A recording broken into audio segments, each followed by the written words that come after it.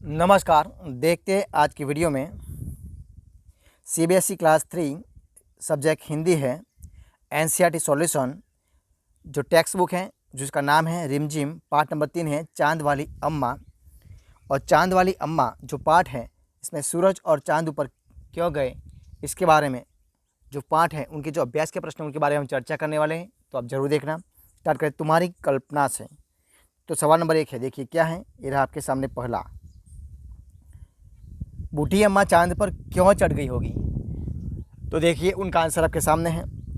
बूढ़ी अम्मा ने सोचा होगा कि पता नहीं आसमान उसे कहाँ ले जाएगा। वह समझती थी कि चांद से वह पृथ्वी पर चली जाएगी। वह आसमान से पीछा छुड़ाने के लिए चांद पर चढ़ गई होगी। दूसरा सवाल, चांद वाली अम्मा झाड़ू क्यों नहीं छोड़ना चाहती थी? तो देखिए उनका आंसर भी है। चांद वाली अम्मा झाड़ू इसलिए नहीं छोड़ना चाहती थी क्योंकि उसके पास एक ही झाड़ू था। कितना था? एक ही झाड़ू था, इसलिए। तीसरा सवाल, चित्रों को देखकर बताओ कि अम्मा के साथ कौन कौन रहता था। तो देखिए उनका भी आंसर आपके सामने है। अम्मा के साथ बादल, तितली, आसमान, चिड़िया और झाड़ू रहते थे। अब देखिए सवाल नंबर 4। देखिए क्या है सवाल नंबर 4, ये आपके सामने। आसमान बार बार आकर अम्मा की कमर से क्यों टकराता था? तुम्हें क्या लगता है? तो देखिए उनका भी आंसर आपके सामने है। क्या है? आसमान बार बार आकर अम्मा को छेड़ने के लिए उसकी कमर से टकराता था। आसमान को सराहत करने में मज़ा आता था। पहले के समय में आसमान इतना ऊंचा नहीं होता होगा। हमें लगता है कि आसमान के पास ऊपर नीचे जाने की शक्ति थी। अब देखिए रूठना मनाना। तो देखिए पहला है प्रश्न 1, जब बूढ़ी अम्मा उड़ी जा रही थी तो उन्होंने आसमान को हर तरह से मनाने की कोशिश की। बताओ उन्होंने क्या क्या कहा होगा? तो उत्तर आपके पास है। अरे बेटा यह क्या कर रहे हो घबरा कर? बेटा मैं नीचे गिर कर जाऊंगी, मुझे छोड़ दो, गिर गिरा कर। देखिए आगे, तू छोड़ता है या नहीं? तू छोड़ता है या नहीं? गुस्से से। आगे देखते हैं, बेटा मुझ बुढ़िया को लेकर जाकर क्या करोगे? मुझे छोड़ दो, अब मैं तुम्हें नहीं मारूंगी। देखिए वो कैसे क्या होगा, तरकीब सूझने पर। अब देखिए आगे, घूरना। प्रश्न है, अम्मा उसे घूर कर देखती तो आसमान थोड़ा हट जाता। कब कब ऐसा होता है जब तुम्हें कोई घूर घूर कर देखता है? आगे, जैसे मेरा दोस्त मुझे घूर घूर कर देखता है जब मैं उसका मजाक उड़ाता हूँ। उत्तर, मेरे पिता मुझे मेरे पिता मुझे घूर घूर कर देखते हैं जब मैं शरारत करता हूँ। मेरे शिक्षक मुझे घूर कर देखते हैं जब मैं पढ़ाई नहीं करता हूँ। मेरी बहन घूर कर देखती है जब मैं बड़ों से झगड़ा करता हूँ। दम लगाकर हईशा। अब देखिए क्या है, दम लगाकर हईशा के बारे में चर्चा करते हैं। तो ये क्या है देखते हैं। प्रश्न है, रस्साकशी के खेल में दो टोलियों के बीच में खूब खींचातानी होती है। कुछ और खेलों के नाम लिखो जिनमें दो टोलियों खेलती होगी। खो खो, कबड्डी, शतरंज और क्रिकेट। अब देखिए साफ सफाई, उसके बारे में चर्चा करते हैं। पहला सवाल है, घर की सफाई करने के लिए किन किन चीज़ों का इस्तेमाल होता है? तो झाड़ू, पोछा, पानी, फिनाइल, ब्रश, इन सब का प्रयोग होता है। दूसरा सवाल, किन किन मौक़ों पर तुम्हारे घर का सारा सामान हटाकर खूब ज़ोर शोर से सफाई होती है? कब होता है? तो देखिए नवरात्रि, दीपावली, विवाह, जन्मदिन और मेहमानों के आने पर घर का सारा सामान हटाकर खूब ज़ोर शोर से सफाई होती है।